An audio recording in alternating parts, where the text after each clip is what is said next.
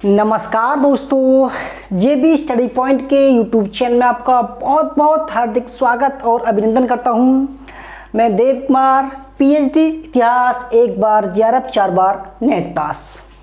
दोस्तों, आज हम पेपर फर्स्ट की एक और शानदार क्लास लेकर आए हैं आपके सामने।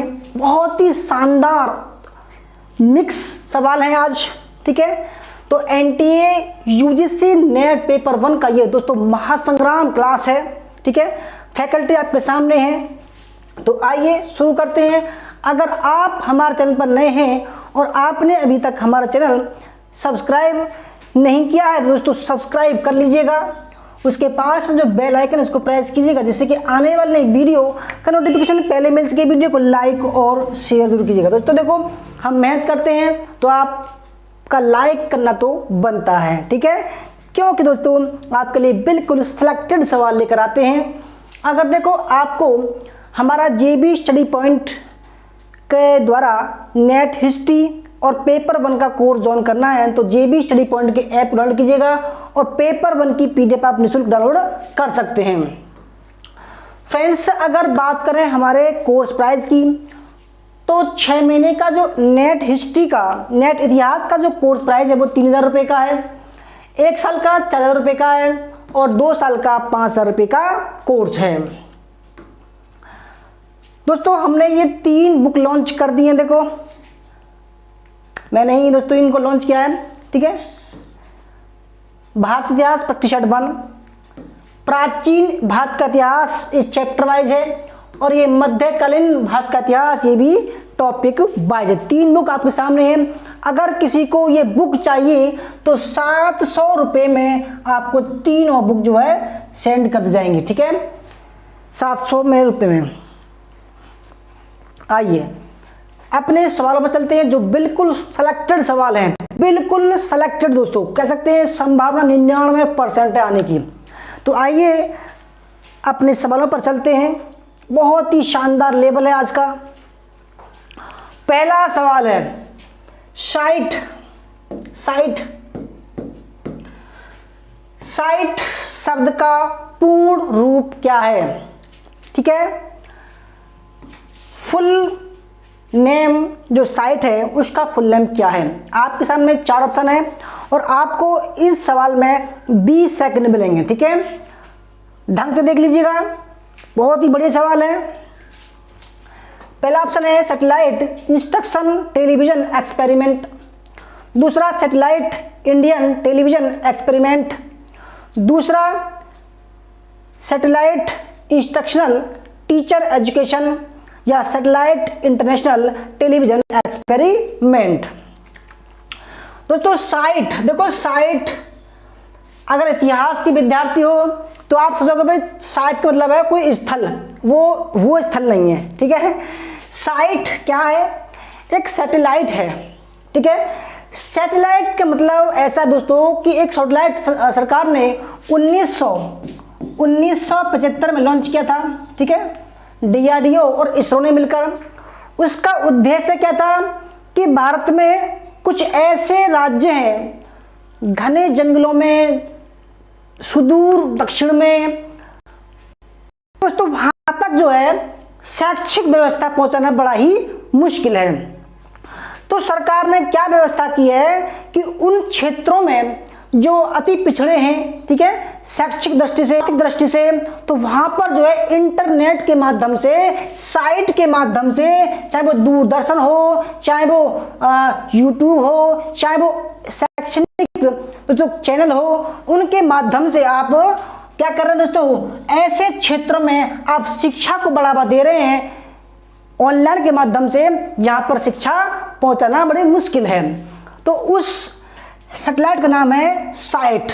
तो ये कई बार एग्जाम में आ चुका है, आने की संभावना 100% रहती है।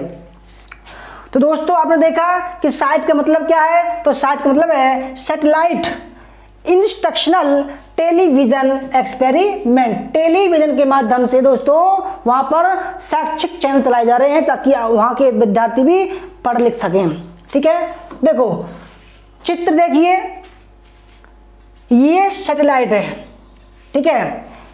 भारत के सुदूर ऐसे क्षेत्रों में जहाँ पर शैक्षिक व्यवस्था पहुँचाना मुश्किल है, तो वहाँ पर सैटेलाइट के माध्यम से, इंटरनेट के माध्यम से, वहाँ पर जो है टेलीविजन के माध्यम से वहाँ पर शिक्षा व्यवस्था पहुँचाई जा रही है। ठीक है, 1975 में इसको लॉन्च किया था। समझ में आया तो लाइक कीजिएगा, बहुत शानदार सवाल है। दूसरा, फुल फॉर्म ऑफ ICSSR। बहुत बढ़िया दोस्तों, देखो जब आप अपना पीजी कंप्लीट करोगे, उसके बाद में जब आप हायर एजुकेशन, वो एमफिल हो, चाहे पीएचडी हो, चाहे प्री पीएचडी हो, तो आपको ये मालूम पड़ेगा कि भाई ये संस्था जो है क्या कराती है। ये दोस्तों आपको फेलोशिप देती है। फेलोशिप बड़ी मोटी, 30,000, 40,000, 50,000 पर मंथ 5 साल तक के लिए। ठीक है, ये संस्था ICSSR यूजीसी देती है। ठीक है, CSIR भी देती है। दोस्तों ऐसी संस्थाएं जो फेलोशिप देती हैं। ठीक है, तो एक संस्था आपके सामने है ICSSR। इसका फुल फॉर्म क्या है? देखो बड़ा सिंपल है, I फॉर इंडियन, ठीक है, C फॉर काउंसिल। देखो इसमें देखो कल्चर है, ये गलत हो जाएगा, काउंसिल है, ये कल्चर, ये गलत हो जाएगा, बस 2 बचे। ठीक है, इंडियन काउंसिल सोशल साइंस और रिसर्च। ठीक है दोस्तों, यानी कि सोशल साइंस में जो बच्चा रिसर्च करना चाहता है हायर एजुकेशन में, ठीक है, तो उसके लिए एक इंडियन काउंसिल है जो बच्चों को फेलोशिप देती है। क्या देती है? फेलोशिप। तो उसका नाम है दोस्तों Indian council for social science. ठीक है, A Indian council of social science research, option number B. याद रखिएगा, बहुत ही शानदार सवाल है। और अगर बात करें कि भाई इसका हेडक्वार्टर कहाँ है, तो नई दिल्ली में है। और आप इसका हेडक्वार्टर भी देख लीजिए। ठीक है, 1969 में इसको स्थापित किया गया था। 1969 में, ठीक है, इसको स्थापित किया गया था। क्वेश्चन नंबर 3, पेरिस जलवायु। ठीक है, आपको दिखाई दे रहा होगा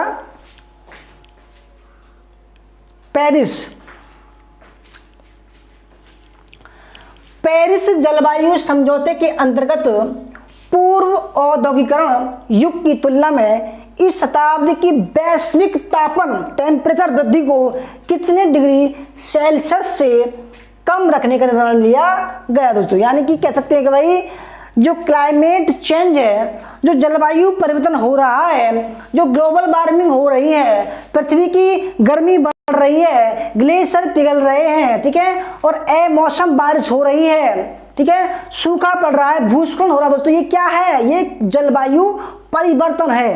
क्या है? जलवायु परिवर्तन है। ठीक है, तो जलवायु परिवर्तन को कंट्रोल करने के लिए 2015 में क्या हुआ दोस्तों? फ्रांस की राजधानी पेरिस में एक सम्मेलन हुआ, उसका नाम रखा गया पेरिस जलवायु समझौता। ठीक है, यह सम्मेलन, तो इसमें एक निर्णय लिया गया कि भाई हमको क्या करना है, सभी देश जो इसमें शामिल हुए उनको ये करना है कि भाई इस शताब्दी तक, यानी कि 2030 तक जो है एक जो टेम्परेचर है, पृथ्वी का टेम्परेचर, उसको लिमिटेड करना है। अगर उससे ऊपर गया तो दोस्तों क्या होगा? ग्लेशियर पिघलेगा, जो तटीय प्रदेश हैं, जो समुद्र तट के पास हैं, वो डूब जाएंगे, क्योंकि जो ग्लेशियर है, बर्फ के मोटे मोटे ग्लेशियर हैं, वो बर्फ से ठोस अवस्था में बने हुए हैं। अगर टेम्परेचर बढ़ता है तो वो पिघल जाएगा। ठीक है दोस्तों, आंधी तूफान आने लगेंगे, टेम्परेचर कहीं भी सूखा हो जाएगा, कहीं भी ऑटोमेटिक आग लग जाएगी।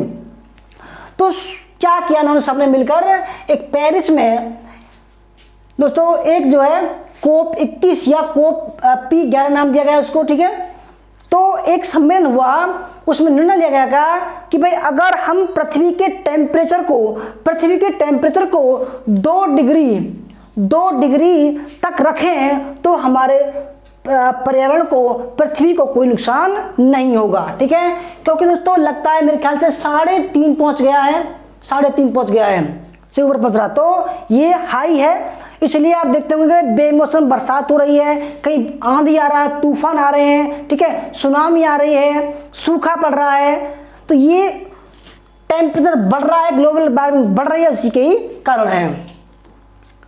क्वेश्चन नंबर 4, उष्णकटिबंधीय पर्णपाती वन के क्षेत्रों में निम्नलिखित में से क्या नहीं आता है? बहुत ही बढ़िया सवाल है ये सवाल दोस्तों, पूरे आपको 2 नंबर दे जाएगा और ये बिल्कुल दोस्तों 5 रेटिंग का सवाल है। ठीक है, उष्णकटिबंधीय पर्णपाती वन, देखो आपको बताऊं दोस्तों, हमारे देश भारत में सबसे ज्यादा उष्णकटिबंधीय पर्णपाती वन है। यानी कि देखो जब गर्मी पड़ती है तो इस पे क्या होता है, इस पे दोस्तों पत्ते आ जाते हैं, और जब पतझड़ होता है तो अपने पत्तों को वो छोड़ देते हैं। मतलब है, मतलब कुछ ऐसे पत्ते होते हैं, तो ऐसी वनस्पति को बोलते हैं जो, ठीक है, और सदाबहार भी वन है, वो पूरे 12 मासी रहते हैं। ठीक है, यानी कि देखो जो पत्ते छोड़ देते हैं वो पर्णपाती है। उष्णकटिबंधीय है, पर्णपाती मैंने पत्ता छोड़ने वाला, उष्णकटिबंधीय है, ये ऐसे पत्ते भी छोड़ते हैं, सदाबहार भी रहते हैं। ठीक है, इसलिए इनको बोला गया है उष्णकटिबंधीय पर्णपाती वन। ठीक है, एक होते हैं सदाबहार, जो पूरे 24 घंटे दोस्तों क्या होता है, सदाबहार रहते हैं, जैसे देवदार के वृक्ष हुआ। तो कौन कौन से, देखो बहुत बढ़िया सवाल है और ये बिल्कुल विश्व लेवल का सवाल है। ठीक है, क्या नहीं आता है, जैसे कि उत्तरी अमेरिका, मुख्यतः दक्षिण पश्चिमी अमेरिका, इंडो मलेशिया क्षेत्र, मुख्य रूप से दक्षिण पूर्व एशिया में भूमध्य क्षेत्र, वर्षाबंद क्षेत्रों को छोड़कर पूर्वी अफ्रीका और उत्तरी अफ्रीका, और नियोट्रॉपिक्स मुख्यतः वेस्टर्न डीज। देखो आप, मुझे लगता है कि आप में से किसी को यह सवाल नहीं पता होगा। ठीक है, बहुत ही बढ़िया सवाल है, और इस सवाल को मैं आपको मैप बनाकर बताऊंगा कि भाई ये सवाल कैसे हल होगा। उष्णकटिबंधीय जो पर्णपाती वन है दोस्तों, वो कहाँ नहीं आता है, वो नियोट्रॉपिक्स मुख्यतः वेस्ट इंडीज में नहीं आता है। ठीक है, देखो कहाँ कहाँ आते हैं, उत्तरी अमेरिका में, इंडो मलेशिया में और पूर्वी अफ्रीका में। देखो इस चित्र को देखो, और मैं देखता हूँ आपको दिखाई दे रहा है या नहीं दिखाई दे रहा। देखो दोस्तों ये पूरा भारत है, पूरा भारत क्या है, उष्णकटिबंधीय है। पूरा भारत क्या है, उष्णकटिबंधीय प्रदेश है। ठीक है, और देखो ये उत्तरी ऑस्ट्रेलिया है। ठीक है, और ये जो है आपके सामने उत्तरी अमेरिका है। ठीक है, ये भी पूर्वी अमेरिका है। ठीक है, यहाँ वेस्ट इंडीज है यहाँ पर, और देखो दोस्तों ये पूर्वी अफ्रीका है, ये पूर्वी अफ्रीका है, ये वाले।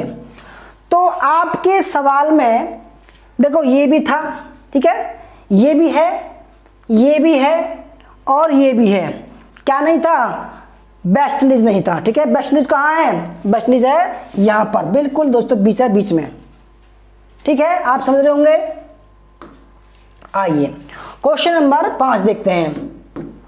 क्वेश्चन नंबर 5 है, ज्ञान के एक विशिष्ट क्षेत्र में विशेषज्ञों के एक समूह ने, आपके सामने चित्र है, ये अपने सब्जेक्ट में महारत हासिल है इनको, एक दोस्तों विशेषज्ञ है, ये ने एक जगह बैठे हुए हैं, इकट्ठा किया और एक नए पाठ्यक्रम के लिए एक पाठ्यक्रम तैयार किया। इस प्रक्रिया को करार दिया जा सकता है। भाई एक टॉपिक है कि भाई हम पाठ्यक्रम को बना रहे हैं, फ्रेमवर्क बना रहे हैं, तो ये जो कुछ होगा, यानी कि एक जगह इकट्ठा किए सभी विद्वानों को, और उस पर सभी लोगों की राय पूछी जाएगी, और जो भी कुछ लोग आएंगे वो मंच पर बोलेंगे कि भाई उसको ऐसा करना चाहिए, उसको ऐसा करना चाहिए। देखो तो उसको क्या बोलेंगे, देखो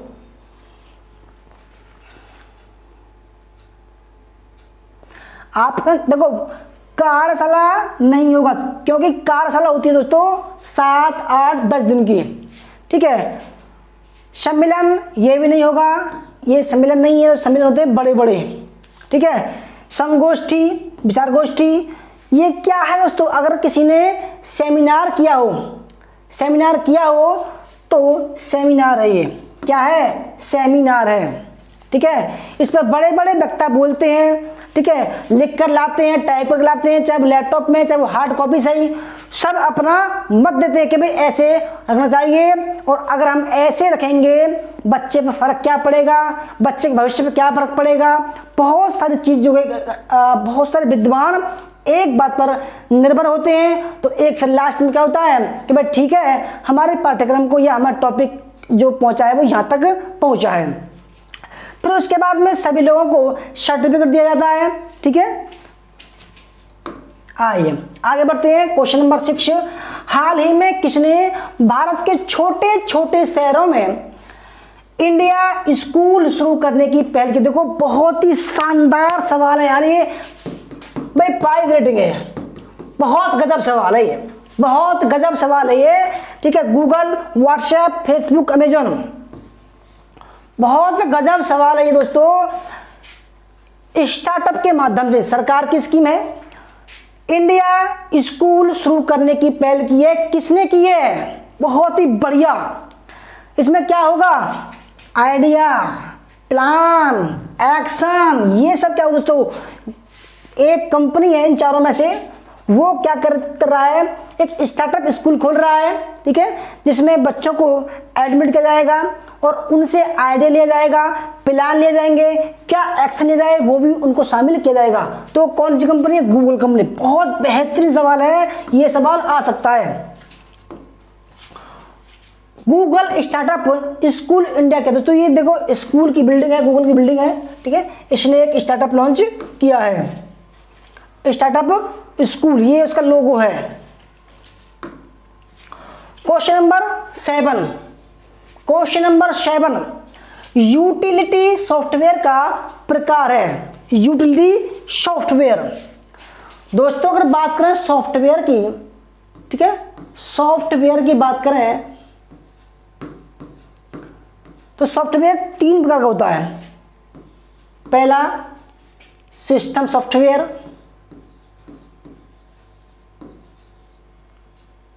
ठीक है, एप्लीकेशन सॉफ्टवेयर, और तीसरा है आपका यूटिलिटी सॉफ्टवेयर।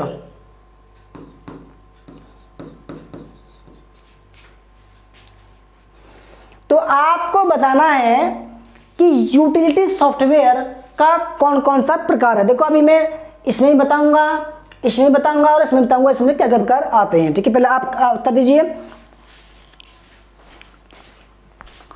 और बताते रहिए भाई क्लास कैसी लग रही है आपको हमारी।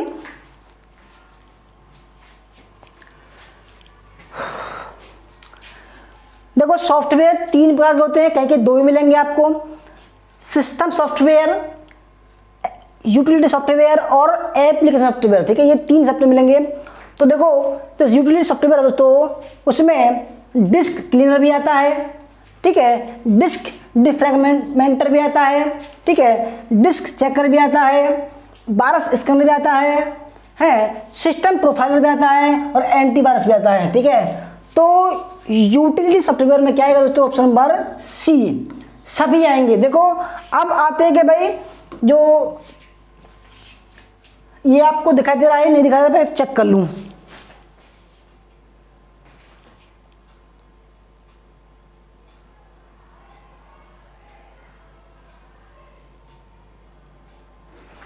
अब देखिए दोस्तों, type of software, type of software, software के प्रकार, सॉफ्टवेयर 3 प्रकार के होते हैं, सिस्टम सॉफ्टवेयर, ठीक है, एप्लीकेशन सॉफ्टवेयर और तीसरा आपका यूटिलिटी सॉफ्टवेयर।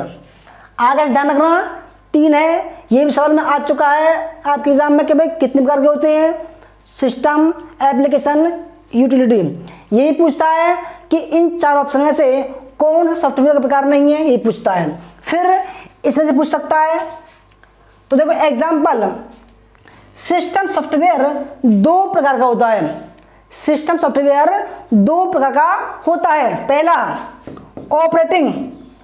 ऑपरेटिंग मतलब दोस्तों देखो सिस्टम का मतलब होता है जैसे कि कंप्यूटर हुआ, लैपटॉप हुआ, टैबलेट हुआ, ये सिस्टम होते हैं।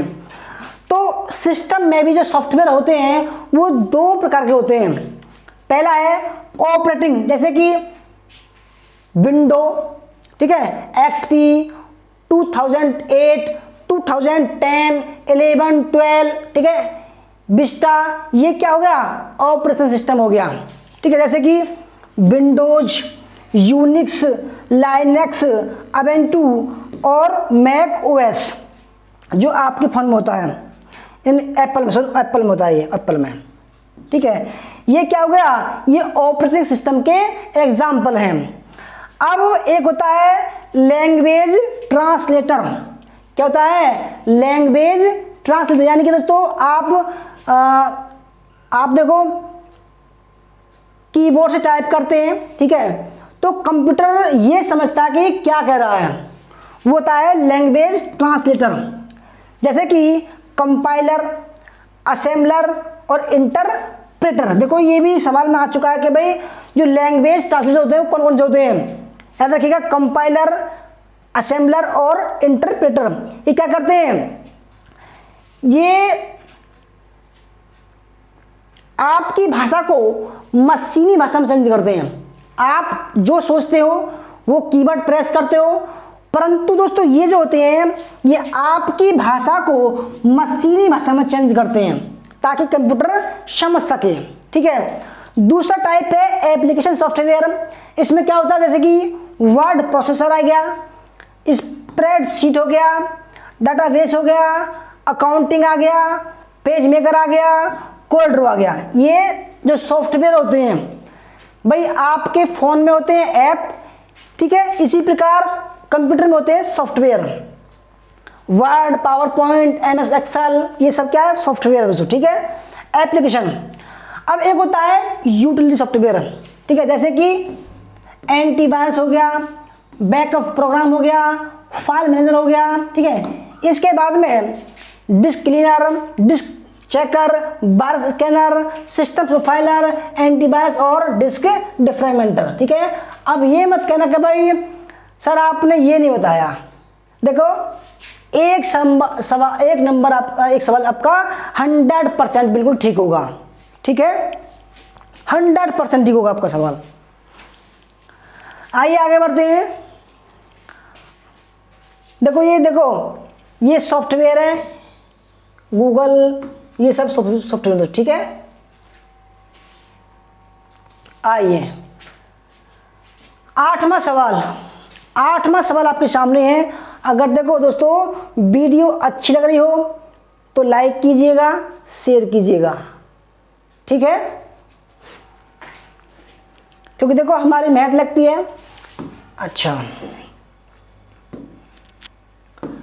माइक्रो कंप्यूटर का विकास कौन से दशक में आईबीएम का फुल फॉर्म में आया था दोस्तों। ठीक है, इंटरनेशनल बिजनेस मशीन। देखो मैं इतने आसानी से आपको इसलिए पढ़ा रहा हूँ क्योंकि मैं कंप्यूटर और हार्डवेयर एंड सॉफ्टवेयर इंजीनियर हूँ। ठीक है, पीएचडी के साथ में दोस्तों मैंने इसका डिप्लोमा किया है। तो माइक्रो कंप्यूटर का विकास कौन से दशक में आईबीएम, ये फुल फॉर्म आ चुकी है, ने आरंभ किया, 1974, 75, 70 या 97 में।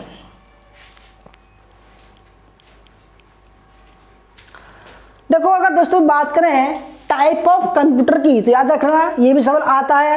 तो माइक्रो कंप्यूटर, ये इसी कंप्यूटर की बात पूछ रहा है।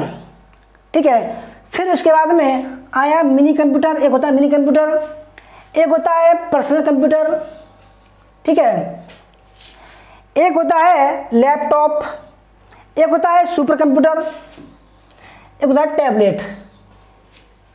ठीक है दोस्तों, तो टाइप और कंप्यूटर 6 प्रकार हो गए, micro, mini, personal, laptop, super computer और टैबलेट।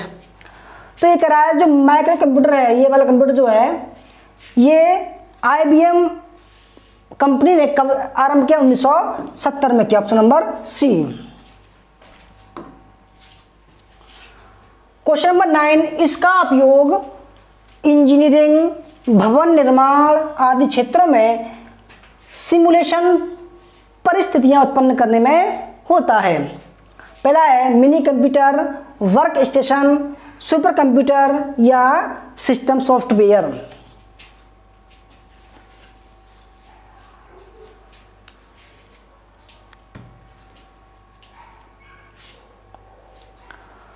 तो दोस्तों देखो, कंप्यूटर के प्रकार आपने देख लिए, परंतु सवाल दूसरा है।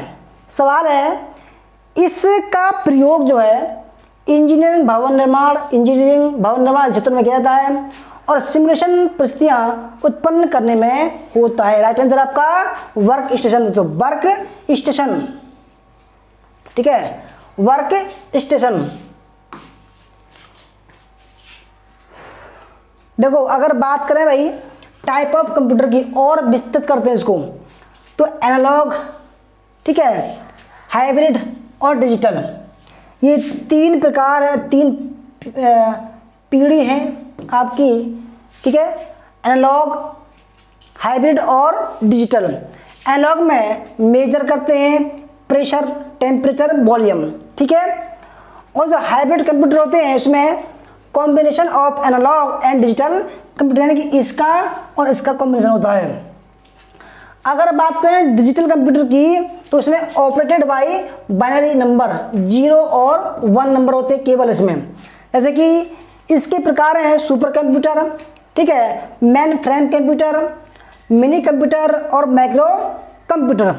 मिनी कंप्यूटर में work station, game PC, high configuration laptop PC. देखो मैंने आपको बताया पिछले सवाल में, देखो इसलिए लाया हूँ मैं इसको, कि जो वर्क स्टेशन है, ठीक है, तो वर्क स्टेशन जो है वो मिनी कंप्यूटर के अंतर्गत में आता है, ठीक है, मिनी कंप्यूटर के अंदर। आइए क्वेश्चन नंबर 10, निम्न में से किसके मापन में, ठीक है, निम्न में से किसके मापन में कार्बन डाइऑक्साइड, मीट्रिक इलेक्टेंट, CO और 6 प्राथमिक हरित गैसों को मीट्रिक टन में मापा जाता है? Carbon tax, carbon credit, carbon पृथक्करण या कार्बन ऑफसेट।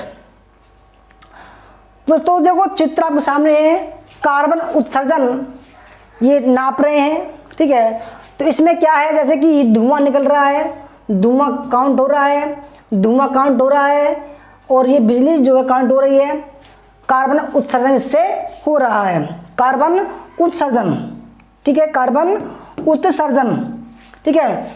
तो क्या हो रहा है,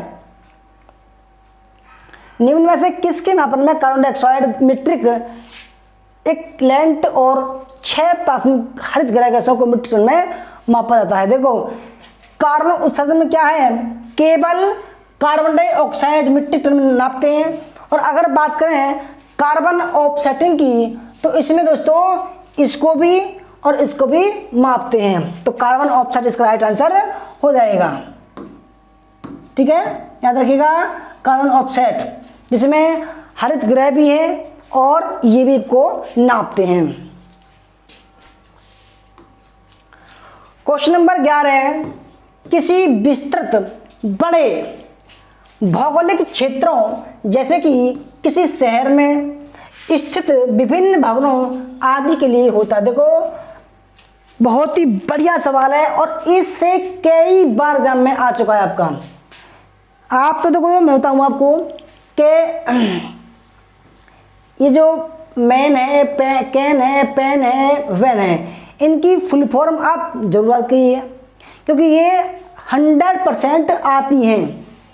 जैसे कि मैन की बात करें तो मेट्रोपॉलिटन एरिया नेटवर्क, ठीक है, मैन।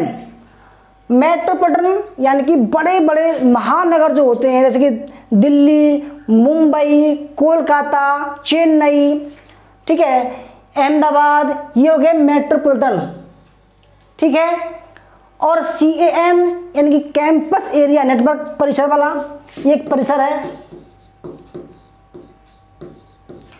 और PN पर्सनल एरिया नेटवर्क, ठीक है। और WAN इसको बोलते हैं वाइड एरिया नेटवर्क। एक होता है LAN, इसको बोलते हैं लोकल एरिया नेटवर्क,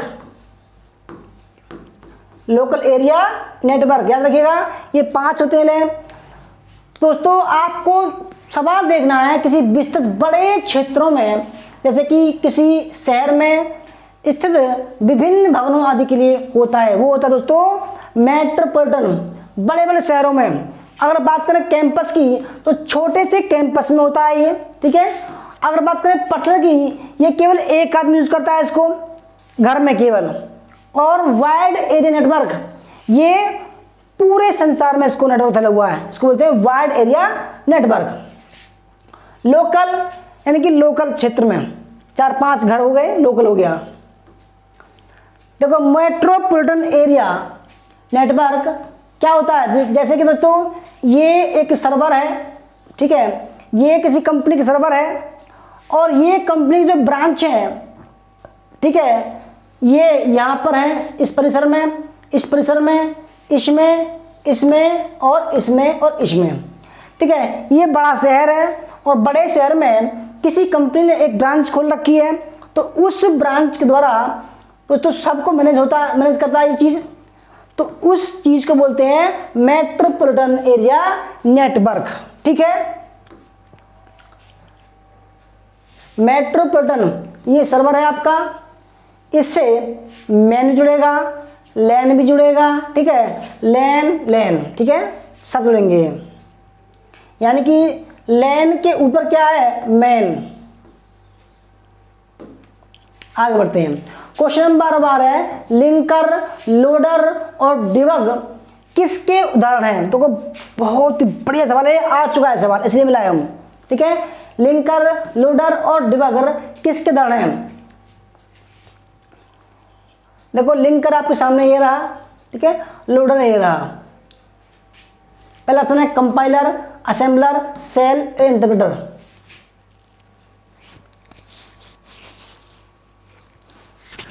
तो फ्रेंड देखो ये क्या है, जब किसी भाषा को ट्रांसलेट करते हैं, किसी भी भाषा को ट्रांसलेट करते हैं तो लिंकर लोडर उसमें एक महत्वपूर्ण भूमिका निभाता है। तो 12 में सवाल का जो राइट आंसर दोस्तों वो है option number B, assembler. Linker और जो लोडर है वो असेंबलर के अंदर आते हैं, ठीक है। कंपाइलर क्या होता है, ये हाई लेवल लैंग्वेज में लिखे गए प्रोग्राम को एक ही बार में कंपाइल करके ऑब्जेक्ट प्रोग्राम में चेंज कर देता है, यानी कि जो कंपाइलर है वो एक साथ ही कर देता है, ठीक है। कंपाइलर में एरर को ढूंढना काफी कठिन होता है। कंपाइलर यूज C++ में किया जाता है। कंपाइलर मेमोरी में ज़्यादा स्पेस घेरता है। इंटरप्रेटर यह प्रोग्राम को लाइन बाय लाइन ट्रांसलेट करता है, वह एग्जीक्यूट करता है। इंटरप्रेटर में एरर को ढूंढना काफ़ी आसान होता है। Interpreter use Ruby, Python, Perl, PHP, Lisp में किया जाता है। इंटरप्रेटर मेमोरी में कम स्पेस घेरता है क्योंकि यह कोई ऑब्जेक्ट फाइल नहीं बनाता है, ठीक है। यानी कोई कार्य कर रहा है दोस्तों, ये उसकी कॉपी नहीं बना रहा है, जबकि ये कॉपी बनाता है। असेंबलर एक प्रोग्राम या ट्रांसलेटर है जो असेंबली लैंग्वेज में लिखे गए प्रोग्राम को मशीन लैंग्वेज में चेंज करता है। असेंबली लैंग्वेज को दोस्तों क्या करता है असेंबलर, मशीन लैंग्वेज में चेंज करता है। ये आ चुका है एग्जाम में। क्या असेंबलर का कार्य क्या है, असेंबलर का कार्य है कि असेंबली लैंग्वेज को मशीन लैंग्वेज में के लिए ट्रांसलेट करना। एरर को ठीक करने में परेशानियों का सामना करना पड़ता है। असेंबलर का यूज असेंबली लैंग्वेज में किया जाता है, इसमें कम मेमोरी स्पेस की जरूरत पड़ती है क्योंकि दोस्तों ये केवल ट्रांसलेट कर रहा है। तो आपने देखा कि ये इसके दोस्तों नोट्स आप जरूर बना लीजिएगा, और अगर किसी को PDF चाहिए तो JB स्टडी पॉइंट के ऐप डाउनलोड कीजिएगा, तुरंत आपको PDF डाउनलोड हो जाएगी। आइए क्वेश्चन नंबर 13, बहुत ही बढ़िया सवाल। देखो अब आया मजा, अब आएगा मजा जब आप और हम, बहुत ही बढ़िया भाई। यदि ए बी का भाई हो, देखो आप जान लो दोस्तों, अगर ऐसा ब्लड रिलेशन का कुछ सवाल आ जाए तो आप अपने आप को यहां मानो, आप बहन, कोई भी भाई, ठीक है, वो एक पीढ़ी में आएंगे, ठीक है। पापा मम्मी दूसरी पीढ़ी में, पापा मम्मी, चाचा, ताऊ, बुआ, फूफा, ये एक दूसरी पीढ़ी में है, एक पीढ़ी, दूसरी पीढ़ी, और तीसरी पीढ़ी है उसमें दादा, दादी, नानी, नाना, ठीक है, इसमें मामा भी आएगा। अब देखो दोस्तों, आप यहाँ अब सवाल करो आप, यदि ए बी का भाई है, ए बी का भाई हो तो भाई बहन एक पीढ़ी में आ गए, इसको मिटा दूं मैं, ठीक है, क्योंकि हम सवाल आपको सॉल्व करेंगे। देखो दोस्तों, ए बी का भाई हो, अगर बहन आए तो इस तरीके से करना, भाई है तो इस तरीके से करना, ठीक है। ए बी का भाई हो, ए जो है बी का भाई, यानी कि ए भाई है बी का,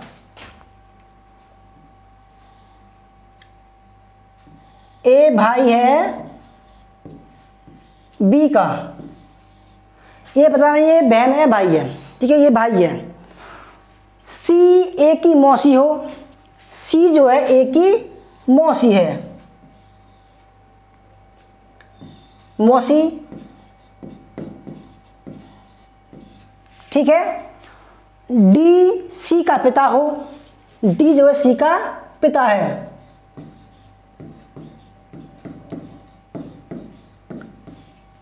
क्योंकि दोस्तों मौसी का पिता उससे ऊपर वाली पीढ़ी में आएगा, है ना।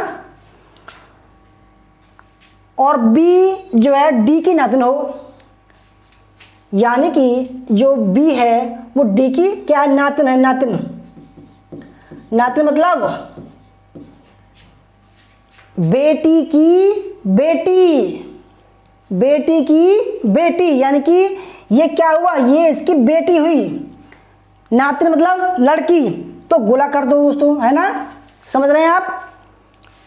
तो बी का एफ से क्या रिश्ता होगा, एफ तो है नहीं यहाँ पे, जो ए का पुत्र है, ए का पुत्र एफ,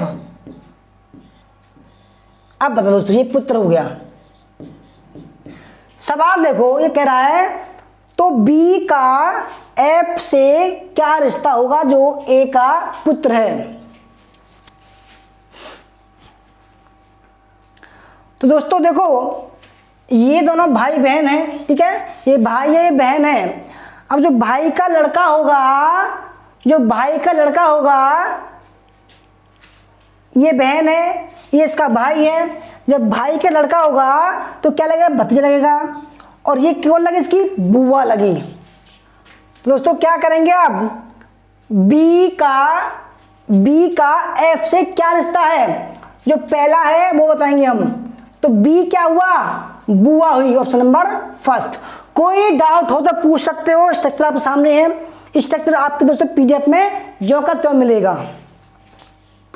आइए क्वेश्चन नंबर 14 है, एक आदमी ने अपनी बेटी का विवाह अपनी मामी के बेटे से कर दिया, ठीक है।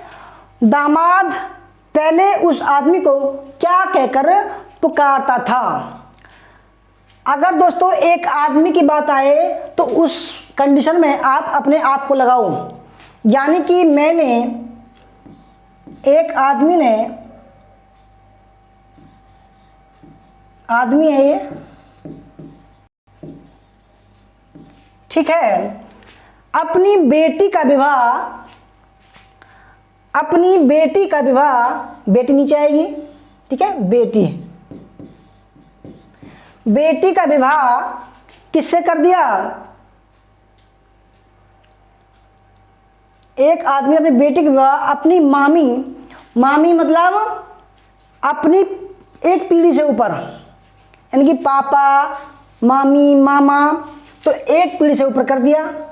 तो यहाँ पर क्या है, कौन कौन आते हैं, पापा आते हैं, मम्मी आती है, मामा आते हैं, मामी आती है, ठीक है, चाचा आते हैं और चाची आते हैं। तो हमको क्या करना है, हम करना है मामा का बेटा। तो मामा हुआ, ठीक है, मामा।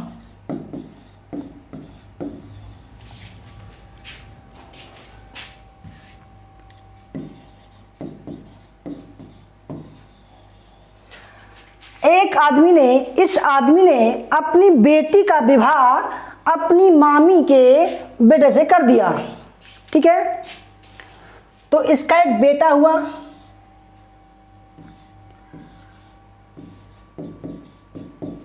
ठीक है। तो वह आदमी, इसका शादी कर दी, इन दोनों की शादी, ठीक है। तो वह आदमी, दामाद पहले उस आदमी को क्या कहकर पुकारता था, यानी कि जो बेटा है दोस्तों, ये इस आदमी को क्या कहकर पुकारता था। जैसा कि मैं हूं, मैंने अपनी बेटी का विवाह जो है किससे कर दिया, अपने सगे मामा के लड़के से कर दिया, ठीक है। तो मामा का लड़का क्या बोलेगा मुझे, मामा का लड़का दोस्तों, मामा का लड़का बोलेगा मुझे फूफा का बेटा, यानी कि फुफेरा भाई। याद आया कुछ?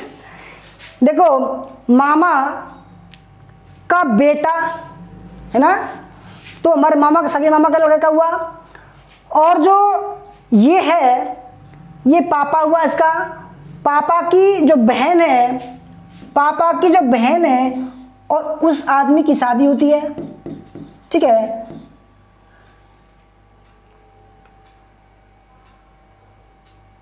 नहीं, एक मिनट। देखो, एक आदमी ने अपनी बेटी का विवाह अपनी मामी के लड़की से कर दिया। तो ये लड़का, मतलब हमारे मामा का लड़का हमको क्या बोलेगा, तो फुफेरा भाई बोलेगा। ऑप्शन नंबर बी, फुफेरा भाई। तो ये बोलेगा इसको फुफेरा भाई,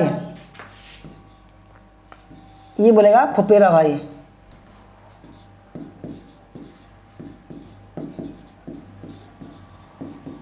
ठीक है। Option number B. Question number 15 है, यदि बीते कल से, देखो 7 दिन होते हैं, बीते कल से 4 दिन पहले, 7 दिन लगाओ आप, 1 2 3 4 5 6 7, संडे, यहां हो गया सैटरडे, ठीक है। यदि बीते कल से, तो अभी दिन मत लिखो, ठीक है, क्योंकि अभी दिन नहीं पूछ रहा है।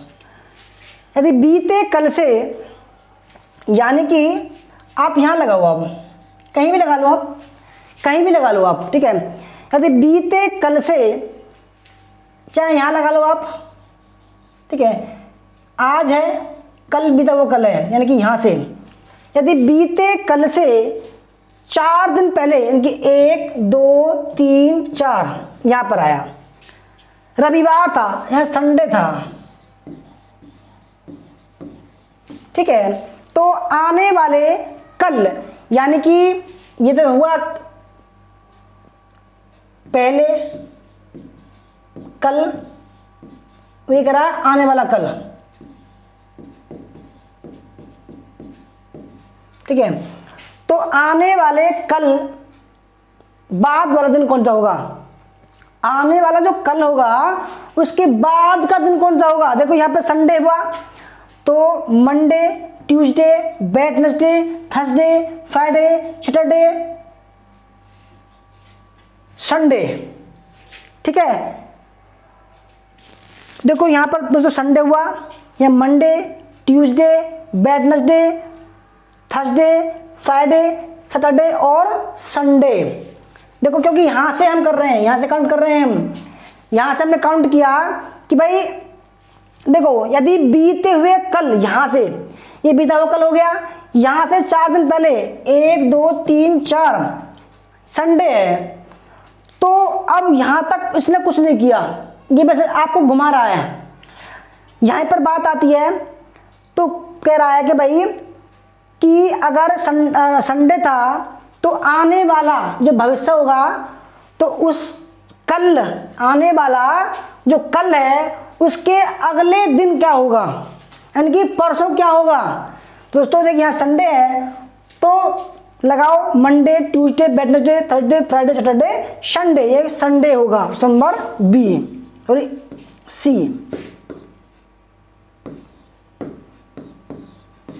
क्या हो तो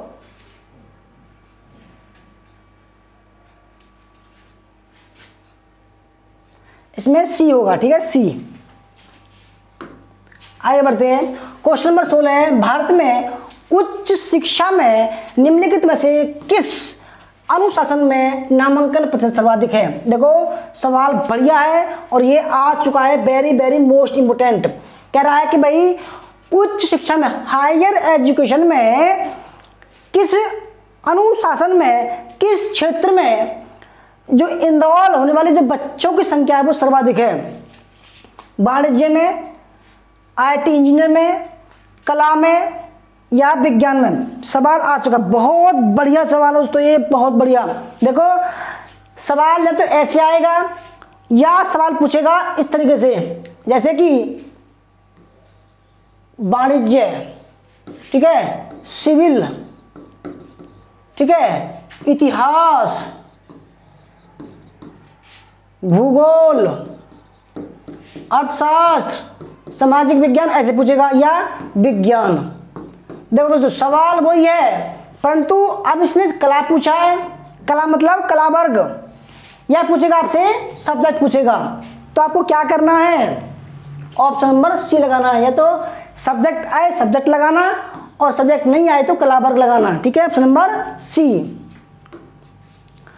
क्वेश्चन नंबर 17, भारत सरकार द्वारा, ठीक है, वर्ष 2030 तक भारत में विद्युत शक्ति की कुल संस्थापित क्षमता में नवीकरणीय ऊर्जा की हिस्सेदारी कितना लक्ष्य है, ठीक है।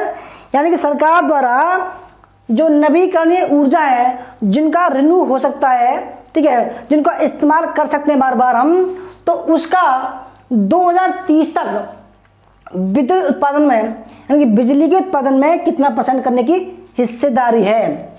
20, 50, 40 या 30। बहुत बड़ा सवाल है। देखो अगर बात करें कि भाई नवीकरणीय ऊर्जा होता क्या है, तो रिन्यूएबल एनर्जी सोर्स, ऐसे सोर्स जिनको हम दोस्तों रिन्यूएबल कर सकते हैं, ठीक है, जो नवीकरणीय हैं, जिनको हम गैर परंपरागत अक्षय ऊर्जा स्रोत भी बोलते हैं, जैसे कि सौर ऊर्जा, पन ऊर्जा, पन मतलब पानी वाला, पवन ऊर्जा, बायोगैस और बायोडीजल। दोस्तों ये है गैर परंपरागत। अगर परंपरागत की बात करें तो डीजल, पेट्रोल, ठीक है, मिट्टी का तेल, ये क्या है दोस्तों, ये जो है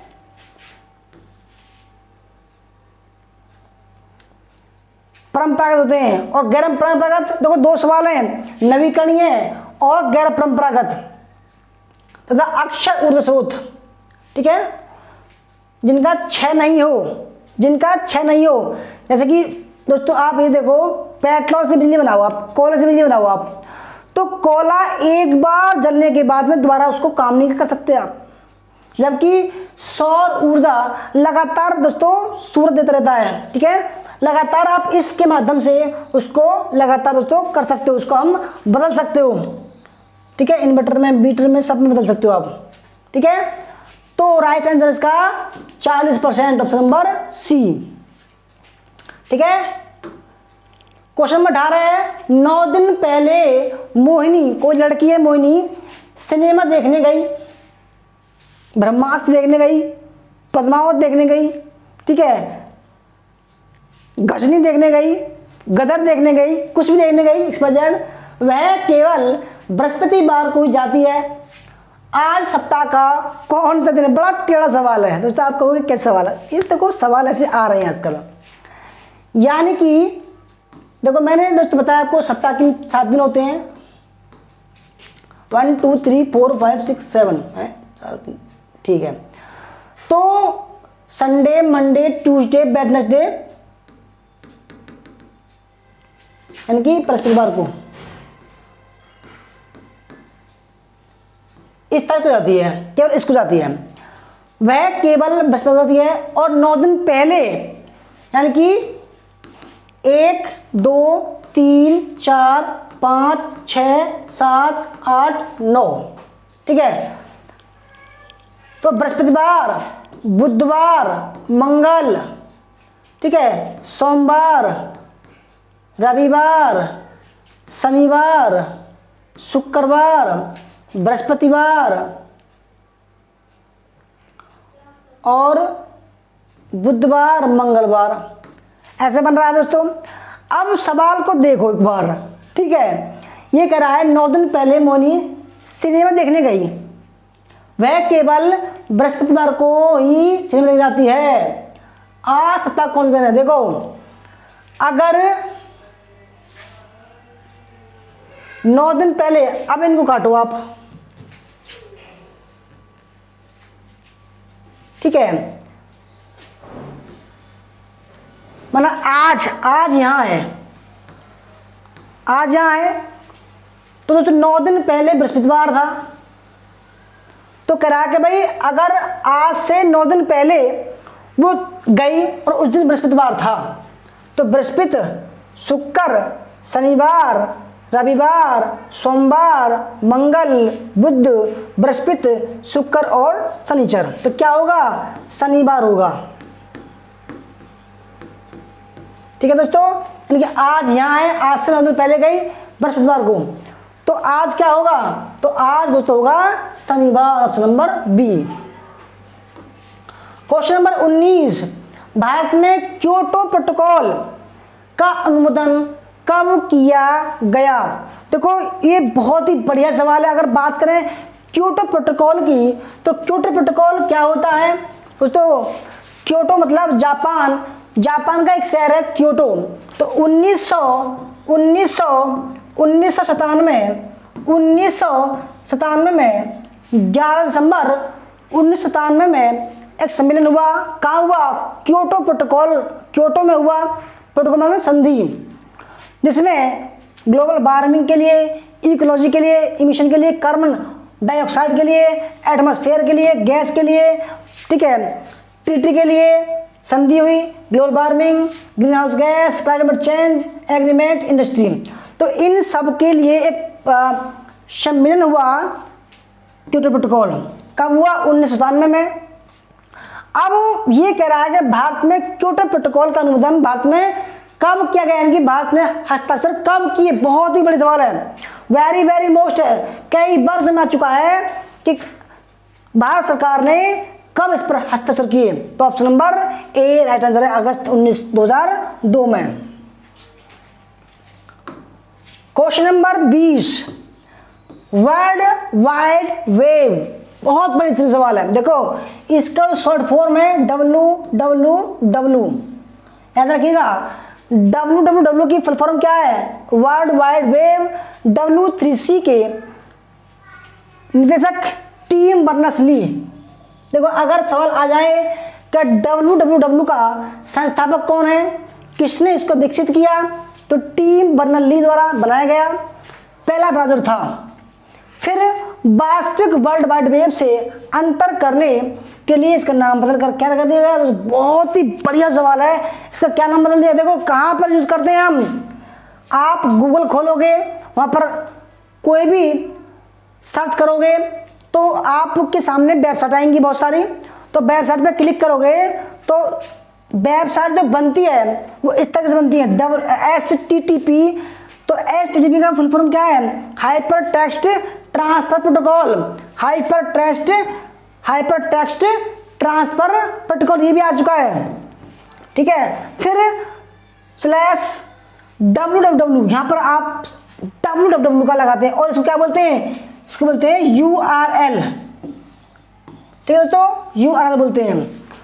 तो वास्तविक नाम बदल क्या कर दिया? Nexus, option number B.